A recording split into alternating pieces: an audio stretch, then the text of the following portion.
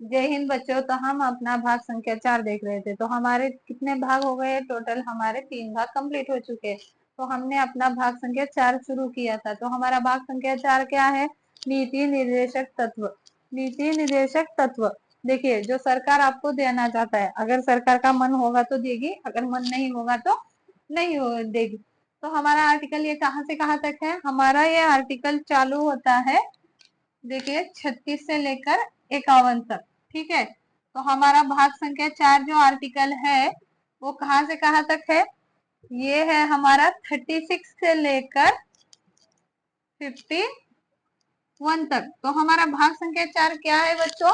भाग संख्या 4 है नीति निर्देशक तत्व, directive principles of state policy. Shortcut में हम इसे क्या कहेंगे? हम इसे कहेंगे डीपीएससी।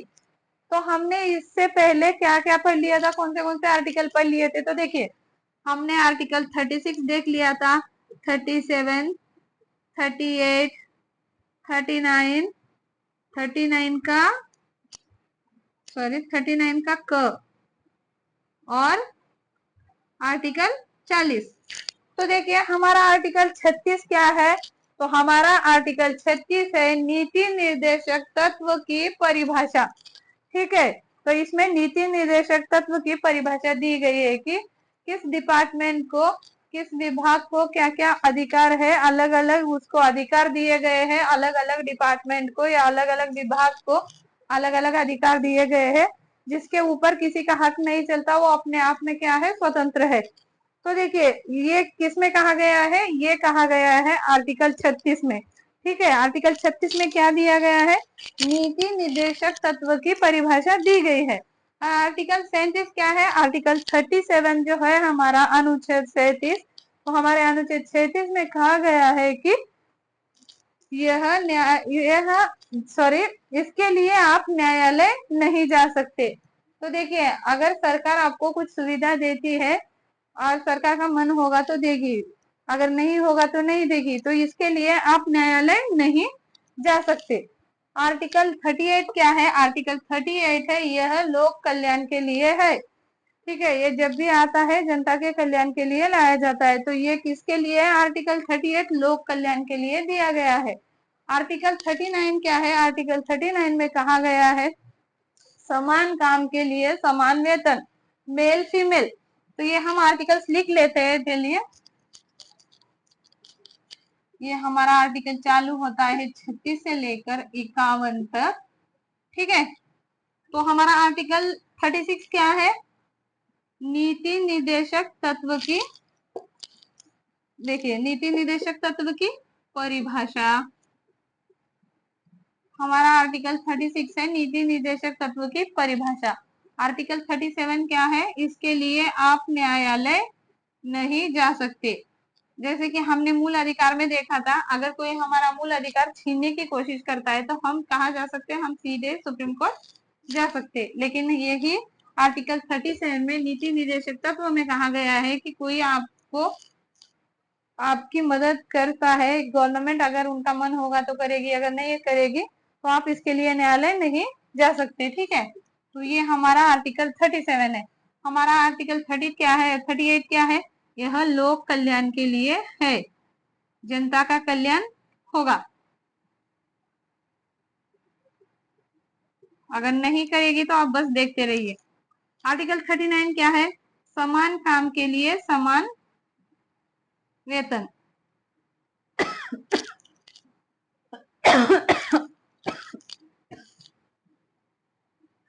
इसमें बताया गया है समान काम के लिए समान वेतन। ठीक है, मेल या फीमेल दोनों के लिए। ओके, और आर्टिकल 39 का क्या कहता है? निशुल्क विधि सहायता, मतलब फ्री में शिक्षा देनी होगी सरकार को। सरकार का मन होगा तो देगी, नहीं होगा तो नहीं देगी। निशुल्क विधि सहायता, ये हो गया हमारा आर्टिकल 39 का सॉरी। और हमारा आर्टिकल 40 क्या है बच्चों? पहले एक देख लीजिए आप। तो चलिए, हमारा आर्टिकल 40 है ग्राम पंचायतों का गठन। तो जैसे आपने देखा था, सबसे पहले जो पंचायत थी वो कहाँ पे लागू हुई थी? वो हुई थी नागौर जिले में। गांधी जी के जन्म के अवसर पर 2 अक्टूबर 1959, मतलब 1959 को नागौर जिले में पहली पंचायत लागू हुई थी। राजस्थान के नागौर जिले में पहली पंचायत लागू हुई थी। और फिर सभी पंचायत, तो फिर उसके बाद 73वां संविधान संशोधन करके उसे नीति निर्देशक तत्व से निकाल के उसी का फोटोकॉपी करा के 243 के क में क से लेके न तक जोड़ दिया गया है उसको। ठीक है, वहां पे उसकी पूरी डिटेल दी गई है पंचायत के लिए। ये जब तक डीपीएसपी में रहेगा तो यहाँ पे इसका मन, सरकार का मन होगा तो देगी, अगर नहीं होगा तो नहीं हो देगी। तो इसीलिए 73वां संविधान संशोधन करके उसको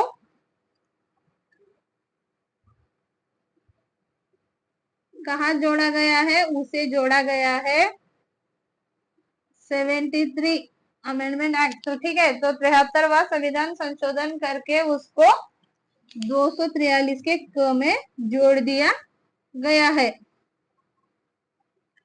तो ये कब हुआ था? ये हुआ था 24 अप्रैल 1993 को। 24 अप्रैल 1993 को पूरे भारत के सभी राज्यों को पंचायत अपनानी पड़ी। ठीक है, कंपलसरी पंचायत माननी पड़ी है, मतलब हर एक जगह में पंचायतों का गठन हुआ। कब हुआ? तो देखिए, पहली पंचायत का गठन कब हुआ था? 2 अक्टूबर 1959। ओके, ये हुआ था नागौर जिले में।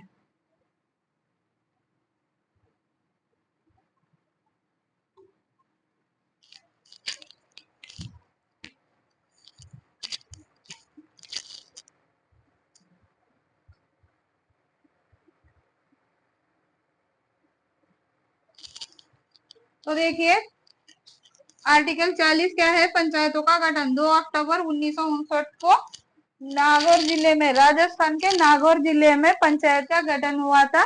और फिर सभी राज्य को पूरे भारत में कब लागू हुआ था? 24 अप्रैल 1993 को पूरे भारत में पंचायत लागू कर दी गई, मतलब हर एक गांव में पंचायत बनाई गई। तो ये संशोधन किसने करवाया था? तब के प्रधानमंत्री जी थे पीवी नरसिम्हा राव। तो उन्होंने डीपीएसपी से निकाल के उसको कहाँ पे जोड़ दिया गया संशोधन करके? उसको 243 के क, देखिए 243 के क से लेकर न तक उसे जोड़ दिया गया। पंचायतों का गठन जब हम संशोधन पढ़ेंगे तब आपको डिटेल में बता देंगे। ठीक है, आर्टिकल 243 में उसको डाल दिया गया है। तो हमारा आर्टिकल 40 तक हमारे पूरे आर्टिकल कंप्लीट हो चुके हैं। तो हमें आज क्या देखना है? हमें आज देखना है आर्टिकल 41 देखना है। तो देखिए बच्चों, हमारा आर्टिकल 41 क्या है?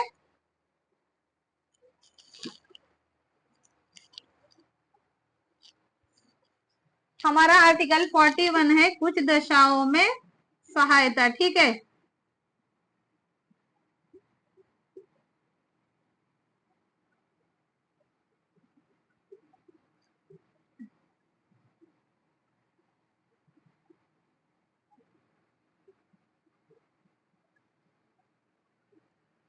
मतलब सरकारी सहायता।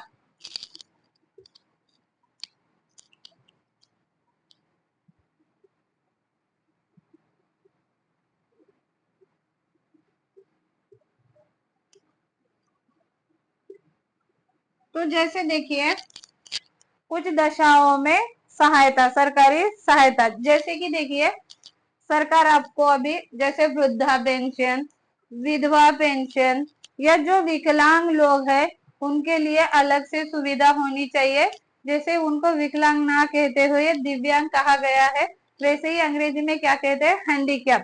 तो जैसे देखिए, तो उनके लिए, जो दिव्यांग लोग हैं उनके लिए साइकिल की व्यवस्था, तो ये सब कौन करता है? हमारे भारत की सरकार। अगर सरकार का मन होगा तो करेगी, अगर नहीं होगा तो नहीं करेगी। तो देखिए, कुछ दशाओं में सहायता, सरकारी सहायता, तो वृद्धा पेंशन, विधवा पेंशन, या जो दिव्यांग लोग हैं उनके लिए साइकिल का प्रबंधन करना, तो इसे क्या कहते हैं? कुछ दशाओं में सहायता, मतलब सरकारी सहायता। ये कौन सा आर्टिकल है? ये आर्टिकल है हमारा 41। हमारा आर्टिकल 42 क्या है? तो देखिए, हमारा आर्टिकल 42 है बच्चों, मनोचित दशा। ठीक है, हमारा आर्टिकल 42 क्या है?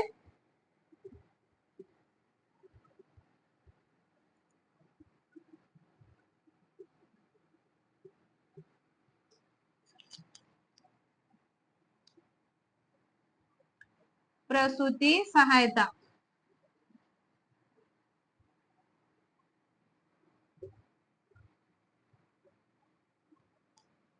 देखिए, कोई व्यक्ति सरकारी नौकरी कर रहा है और सोचिए उसकी तबीयत बहुत ज्यादा खराब है, मतलब उसकी मनोचित दशा जो है वो सही नहीं है, उसकी तबीयत बहुत खराब है। तो तब सरकार को क्या कहा गया है? तो उनकी तबीयत का ख्याल देखते हुए आप उनको कुछ दिनों के लिए छुट्टी दे सकते हैं। सोचिए, 1 महीने के लिए अगर आप उनको छुट्टी देते हैं तो आप उनकी सैलरी नहीं कट कर सकते। ठीक है, आप उनका वेतन जो होता है वो आप उनकी सैलरी नहीं कट कर सकते। मतलब ज्यादा ही अगर उसकी तबीयत सही नहीं है तब। अगर कोई महिला है, देखिए कोई महिला कर्मचारी है और वो काम कर रही है, जैसे आप देखते होंगे म्युनिसिपालिटी में या नगर पालिका में जो लोग होते हैं काम करने वाले, जैसे साफ सफाई करने वाले, झाड़ू लगाने वाले, जो भी गवर्नमेंट के जो भी ड्यूटी पर जो महिलाएं होती हैं, तो उनको क्या कहा गया है? तो देखिए, उनको ये कहा गया है कि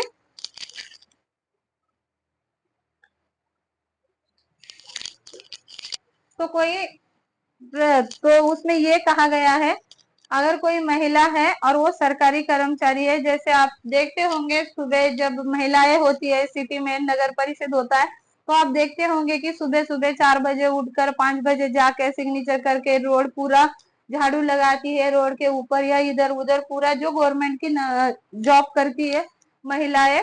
तो उनको क्या कहा गया है? ऐसी जॉब पर कोई महिला है, कोई ऐसी कर्मचारी है, चाहे वो टीचर हो या कोई और भी हो, जो भी सरकारी नौकरी पर जो महिला है, तो ये कहा गया है, देखिए अगर कोई महिला गर्भवती है, मतलब जैसे प्रेग्नेंट है, तो उसमें ये कहा गया है कि उसके डिलीवरी होने से पहले, डिलीवरी के 3 महीने पहले और डिलीवरी होने के 3 महीने बाद आप उसको छुट्टी देंगे।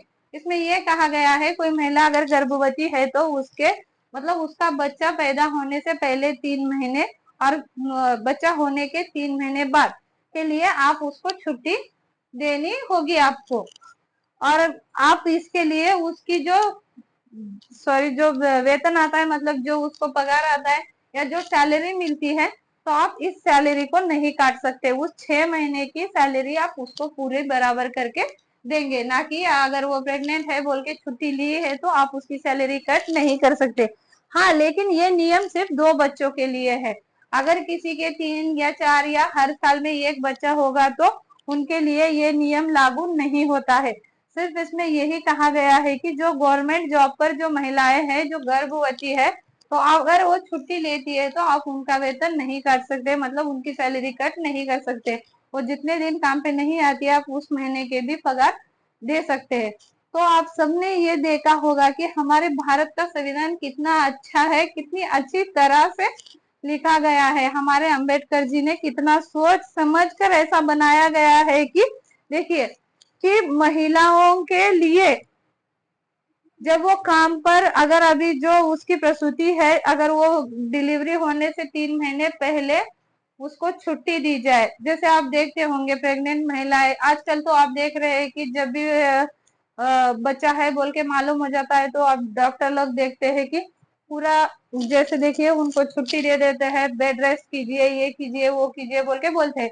अगर कोई महिला गरीब है और अगर वो काम कर रही है, अगर वो काम पे तो आ रही है, तो सरकार ने ये कहा है कि 3 महीने पहले और 3 महीने बाद आप उनको छुट्टी दे सकते हैं, लेकिन सिर्फ 2 बच्चों के लिए, सभी के लिए ये नियम लागू नहीं होता है। तो वैसे भी सरकार ने पहले ही कहा है, जो लोग गवर्नमेंट जॉब करते हैं उनको 2 ही बच्चे होने चाहिए।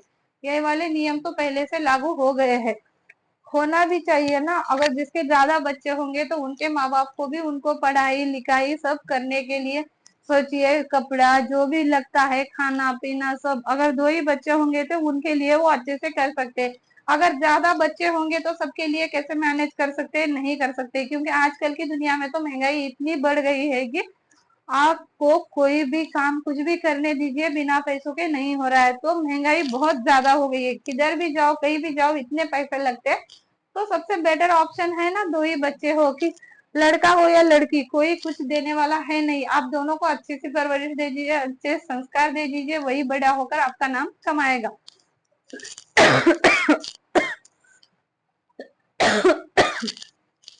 तो देखिए बच्चों, हमारा जो संविधान है वो कितनी खूबसूरती से बनाया गया है। हमारे अंबेडकर जी ने इसको कितने अच्छे से बनाया है कि सरकार आपको, संविधान आपको क्या क्या दे रहा है, मतलब आपकी कैसे सहायता कर सकता है, क्या कर सकता है। तो इसीलिए क्या कहा गया है, देखिए,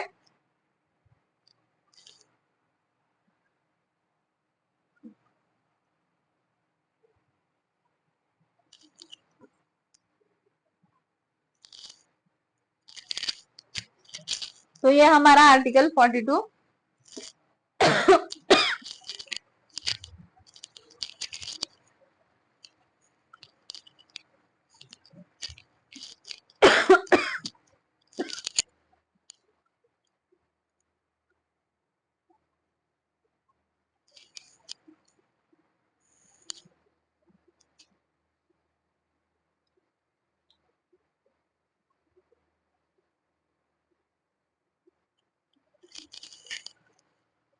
तो आप इसके लिए इनकी सैलरी नहीं काट सकते। तो हम अभी आर्टिकल 43 देखते हैं।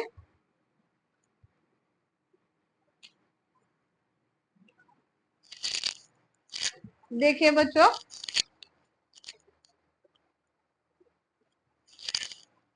तो देखिए हमारा आर्टिकल 43 क्या है, न्याय संगत वेतन।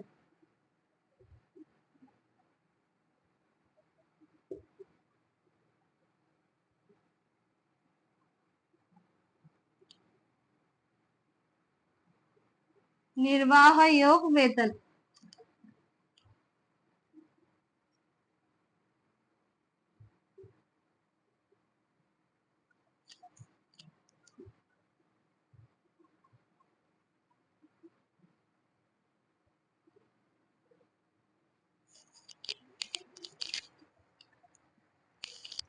तो देखिए आर्टिकल 43 क्या है, न्याय संगत वेतन या निर्वाह योग वेतन।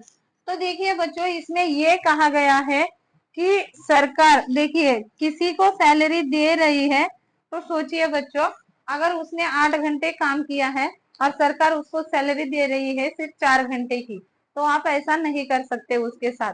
क्योंकि अगर उसने 8 घंटे काम किया है तो आप उसको 8 घंटे का ही क्या करेंगे, सैलरी देंगे।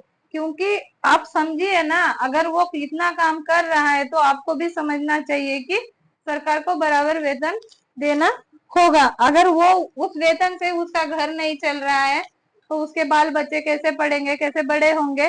तो इसके लिए सरकार से कहा गया है कि आप उसके साथ दुर्व्यवहार नहीं कर सकते। उसने जितना काम किया है, आप इतना वेतन उसको देना चाहिए कि उसका घर चल सके, या वो जो भी उसके काम है या कुछ भी है, जो भी है वो काम वो उसके पूरे कर सके। तो आपको उसको बराबर सैलरी देनी होगी। आप इसके लिए उसको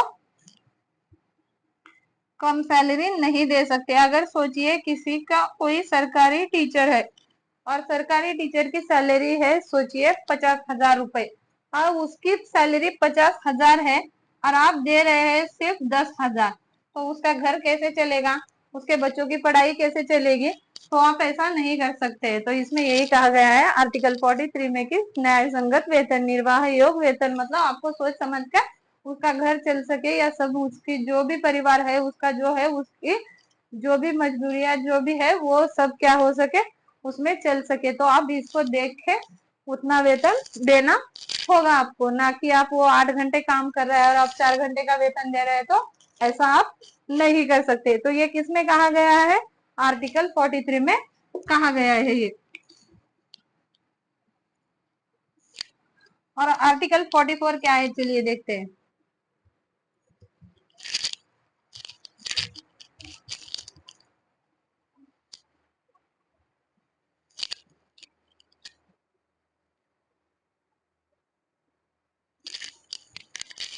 सॉरी बच्चों, ये आर्टिकल 43 का क लिखना है हमें।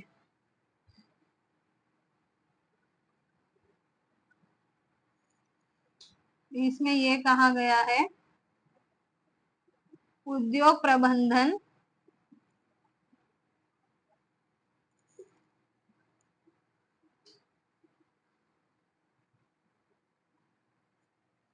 तो देखिए, उद्योग प्रबंधन में सहायता सहायता या कामगारों की भागीदारी।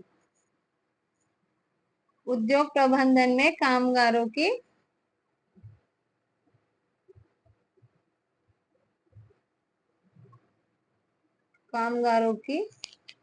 भागीदारी।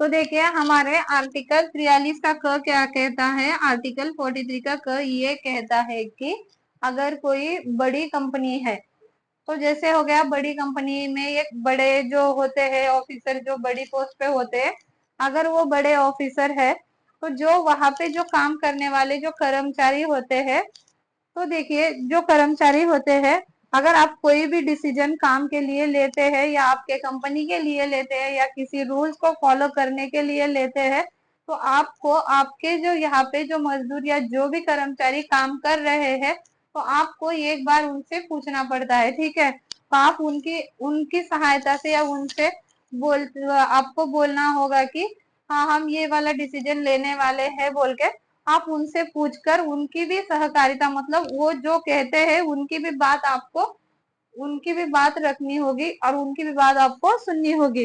तो सब मिलके जो डिसीजन लेते हैं उसे क्या कहते हैं? कामगारों की भागीदारी। जो काम आप करने वाले हो, जो कोई भी डिसीजन आप लेने वाले हो, तो आपके जो कामगार है वहां पे कर्मचारी है, तो उनको बुलाकर सब मिलकर जो आप डिसीजन लेंगे उसे क्या कहते हैं? उद्योग प्रबंधन में कामगारों की भागीदारी। जो काम आप उद्योग कर रहे हैं उन सभी में जो काम करने वाले जो लोग हैं, वहां के जो एम्प्लॉइज है ऑफिस में आके, तो सब लोग मिल के जो बात है वो डिस्कस कर रहे हैं, तो उस सभी में उन सबकी क्या है? भागीदारी। उसे ही क्या कहते हैं? उद्योग प्रबंधन में कामगारों की भागीदारी। तो ये हो गया हमारा आर्टिकल 43 का क। और अभी हमें देखना है आर्टिकल 43 का ख देखना है, ठीक है। तो इसमें क्या कहा गया है? सहकारिता।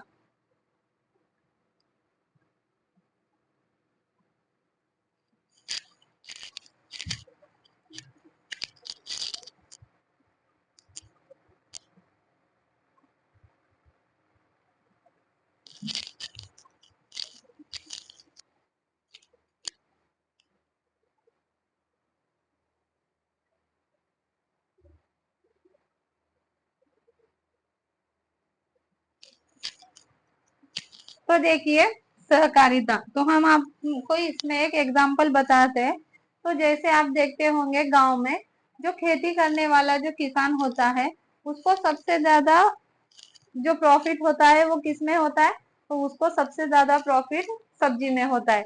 मतलब जो वो सब्जियां उगाता है उसमें उसको ज्यादा प्रॉफिट मिलता है, 30 से लेकर 50% तक उसको प्रॉफिट मिल सकता है। तो तब क्या होता है पता है? अभी गांव में, सॉरी, जैसे गांव में हो गया खेती रहती है, तो तब क्या होता है? जो वहां के जो किसान लोग होते हैं, तो उन लोगों को नहीं पता होता है।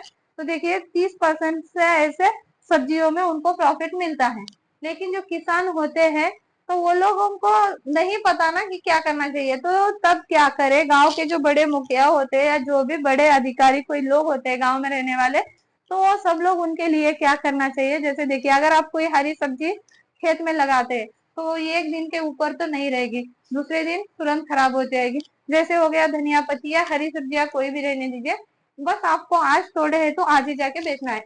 अगर आपका वो प्रॉफिट नहीं होता है, आपको लॉस होता है, तो आप लेके आते हैं तो वो नहीं रख सकते या कोल्ड स्टोर में भी नहीं रख सकते, वो तभी के तभी वेस्ट हो जाती है, उसको जब का तब बेचना पड़ता है। तो तब क्या देखिए क्या करना चाहिए, गांव में जो कुछ लोग होते हैं ना, एक 10-20 लोग मिलकर क्या करे, सब लोग अपनी अपनी राय दे, सरकार से बात करे, सरकार को बोल के वहां पे एक जो जमीन जिसका काम मतलब जो यूज नहीं हो रही है गांव में, कहीं ऊंचे ठिकान पे होनी चाहिए, वहां पे जाके आप सरकार से पूछ के मदद लेके, परमिशन लेकर, सरकार से पैसे लेके, जिसकी जमीन है आप उसको देके पैसे लेके आप वहां पर एक कोल्ड स्टोर बना सकते हैं।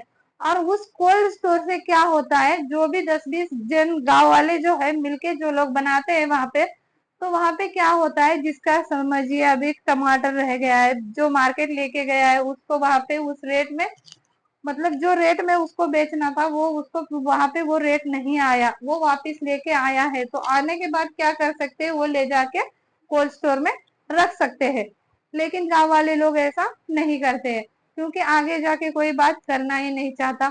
और सबसे बड़ी बात, अगर आप पढ़ेंगे लिखेंगे तो ही आप सबको इस चीजों में क्या होगा, इंटरेस्ट होगा, आप सभी को ये चीजें मालूम होगी। आप जब तक पढ़ाई नहीं करते आप तब तक सिर्फ जो गांव में होगा वही बातें करो, वही बोलो, बस यही चलता रहता है।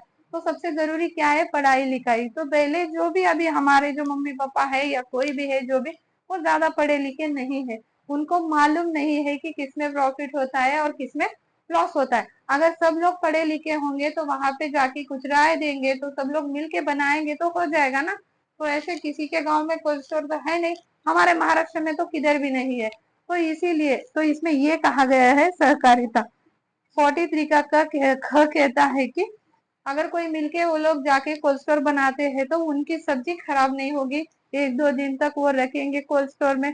तो इसको देखिए प्रॉफिट भी कैसे बनता है, जो लोग 10-20 लोग जो मिलके वहां पे कोल्ड स्टोर बनाएंगे, जिसका जितना बचा हुआ है आप उसके ऊपर जितना है उतना 2 रुपए या 3 रुपए या 4 रुपए के हिसाब से आप उसके ऊपर टैक्स लगा सकते हैं, या उस हिसाब से आप उसके पास पैसे ले सकते हैं। इससे क्या होता है, जो आपकी सब्जी जो होती है बची हुई, वो सब्जी खराब नहीं होगी, आपको कल भी बेचने के लिए यूज में आएगी। लेकिन ऐसा कोई करता नहीं है। तो बस इसमें यही कहा गया है कि सहकारिता, हमारा आर्टिकल 43 क्या है, सहकारिता।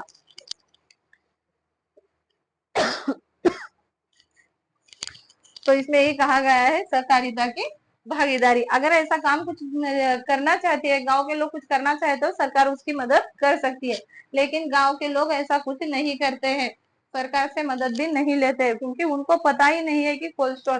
तो देखिए जितने भी अभी हम भी देखे हैं, बड़े बड़े जो होते हैं जमींदार, उनके पास होता होगा कोल्ड स्टोर। अब हम भी इतना हमारे गांव जाके आए हैं कितनी बार, तो वहां पे तो कोई कोल्ड स्टोर नहीं है। खुद के हमारे मामा का भी खेत है, हमने वहां पे देखा इतनी सारी सब्जियां, पूरा हमारे मामा के भी जो टमाटर है खेत में लगाए हुए हैं, वो पूरे झाड़ के ऊपर ही पूरे इतने खराब हो गए।